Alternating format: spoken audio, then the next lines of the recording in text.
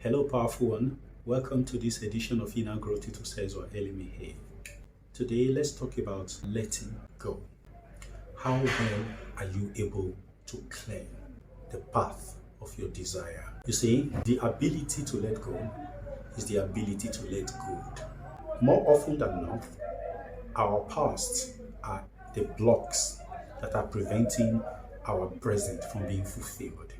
Now, this is how it goes. You come across something of value. You consider that thing a thing of value and you desire it. You work towards getting it. That thing could be a human being. It could be an object, an item, an article. It could be a job. It could be a promotion. It could be a trip. It could be anything. You have put in your level best. You've worked hard for it. You see, but you couldn't get it. Let's not talk about the mechanisms of not getting what you want, but let's look at it now that you have not got this thing. And it is time you knew that you had to let go. How do you let go? Do you even let go? For so many of us, letting go simply means that we don't have it. And then we create a story of why we couldn't get it. Sometimes some of us use comparative story. There are those who don't have it. There are those who even have it and are not looking good anyway. Who knows, if I had got it, it would have killed me anyway. You start ascribing negativity to the thing you once desired and valued and didn't get. When you do this, what you are actually saying to your system that desired that thing is that it is not reliable. That your system desired something that wasn't actually good and defined that thing as good to you. This is the origin of low self-esteem.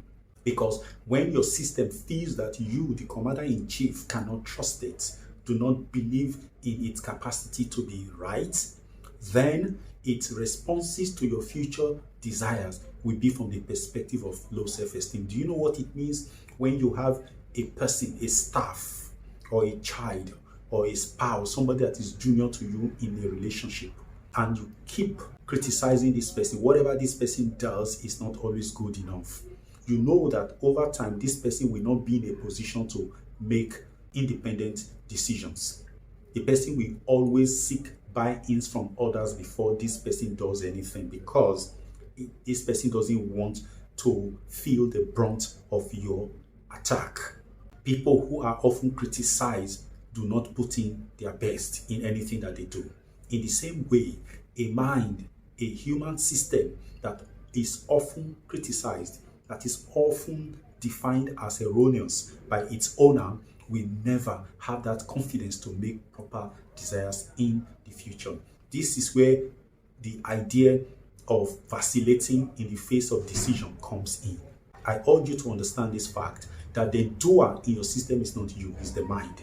If you clip the wings of your mind through criticism, that mind will not always give you the best. Everything you think about the mind, everything you say about the mind, just like everything you say about yourself, everything you say about your environment, everything you say about other people and systems, the mind is picturing everything and storing them as facts. And whatever the mind takes as fact becomes the law of the mind, and that law becomes the law of your system. Now, if that thing is negative, if that thing is erroneous, it becomes a law of sin, which Apostle Paul called the law of sin and death. Whatever is not true to your reality is falsehood, and therefore it is a curse that is waiting to be ignited.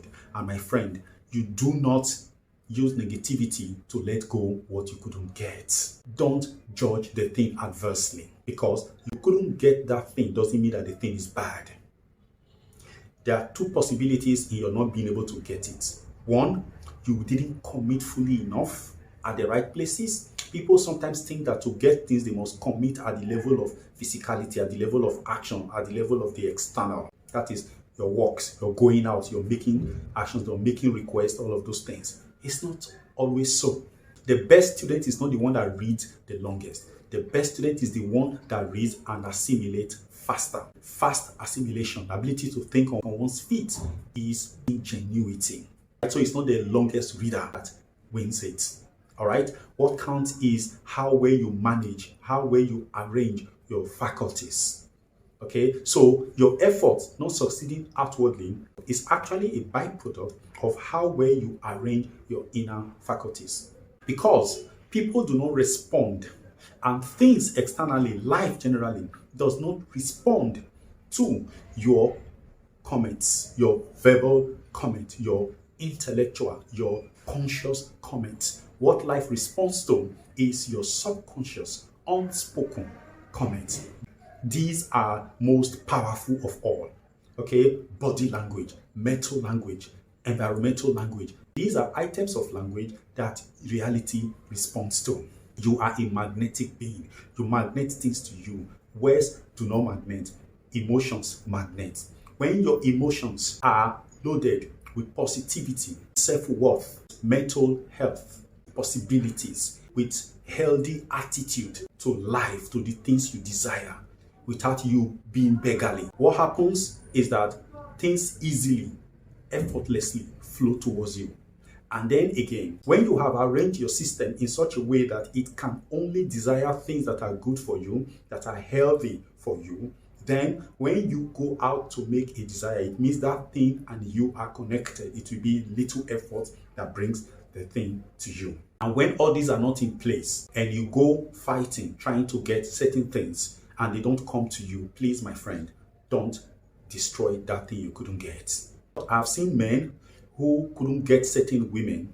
I've seen women who couldn't get certain men of their desires, and they end up becoming hatesome towards those men. They see those men as negative. They call them all kinds of names. The men call those women all kinds of names. They call them gold diggers. They call them prostitutes. They call them unprintable names. When you do that, you are creating a serious problem for your future demands, because you are telling your mind that its desire for that thing is negativity, is an attack on your person. That's what you're doing.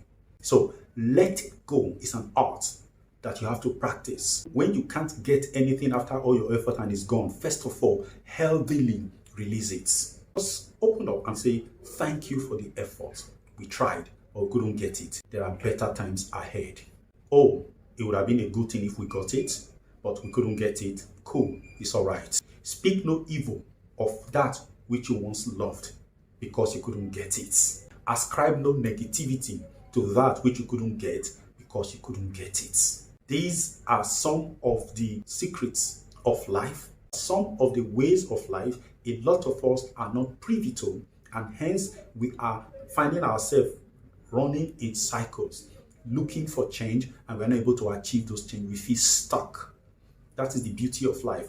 Life will not release you to the next phase if you have not passed this very state, because it knows you are going to make a mammoth mess of your reality if you should be released. And that mess will not just really affect you, it will affect all of creation, because what you do to one, you do to all, including yourself. What you do to yourself, you do to all. Learn to have a healthy attitude towards life. Whatever you could not get is still your friend, because it's not lost, it's still in the sphere of existence. Don't castigate it. Don't throw negative, dirty, stinking mud on it, because if you do, you are blocking your future. You are blocking even the moments from getting better things, because all good things are connected. The same way all so-called bad things are connected. If you say yes to one bad thing, to one evil, you are saying yes to all the evil on its chain. This is why you should avoid negative habits, because if you pick one, that habit will come with its own chain of friends. And if you speak evil of one good thing, and in the same way, all good things have that chain. All right, if you pick one, you pick the ancillary components. That's how it is. Now, if you speak evil of one, you have condemned all members of its chain. And when you try to get other things later and you don't get them, don't be surprised, because you laid the foundation. Letting go is releasing the energy of that thing with love and with peace. I say, okay, I tried to get you, but I could not, for reasons I don't yet understand. But for now, peace be unto you. Go in peace and favor those you were meant to favor. It is well with you. That's all. When people notice that they couldn't get certain promotions, they couldn't get certain jobs, they couldn't get certain people or their choices, they couldn't get certain trip, they speak evil about those things. And those who got them, they speak evil of them. they detest them. They create a block of hatred around those people. What you are doing, my friend, is that you are saying no to positive life. You are saying no to growth. From today onwards, reject all the no's you have said to all the good that you couldn't get and bless them. Okay? Thank them for not coming to your world at the time you needed them, but open up your space to more good to them, because by blessing them, you are actually still inviting them into your world. You see, you are infinite in expansion. You are wide. You can't be fully encompassed. So whatever may not be in your physical private space right now does not mean that that thing has left your space. Okay? There are times you just let go out of love without speaking evil of yourself, without bringing yourself down. Some people say, I couldn't get it because I wasn't good enough. If I had this, I would have got it.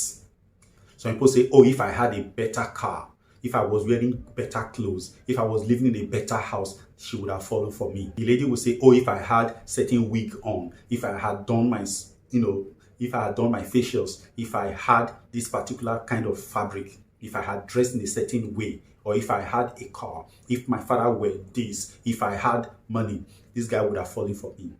All of these things are all self-reductive. You are beating yourself down in the face of good. You don't do that. I don't have it, so what? Life continues. I am complete in myself. Therefore, that thing is also complete in itself. I send blessings to it. I send blessing to her.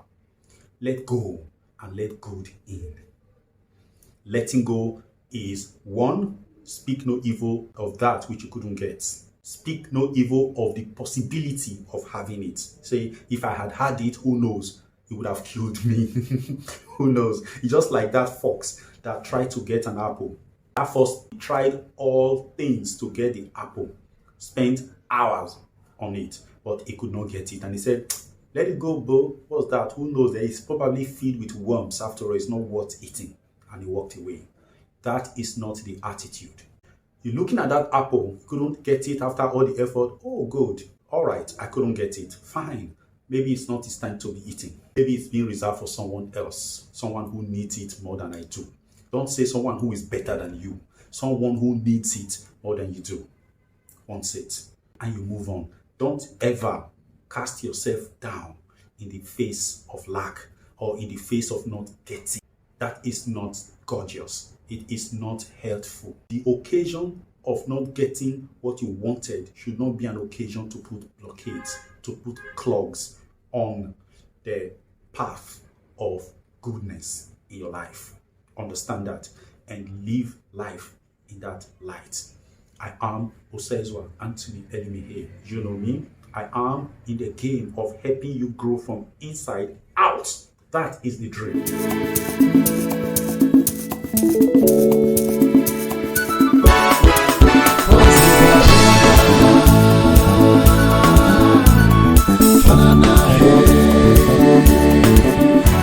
This art of letting go, our parents should have taught us.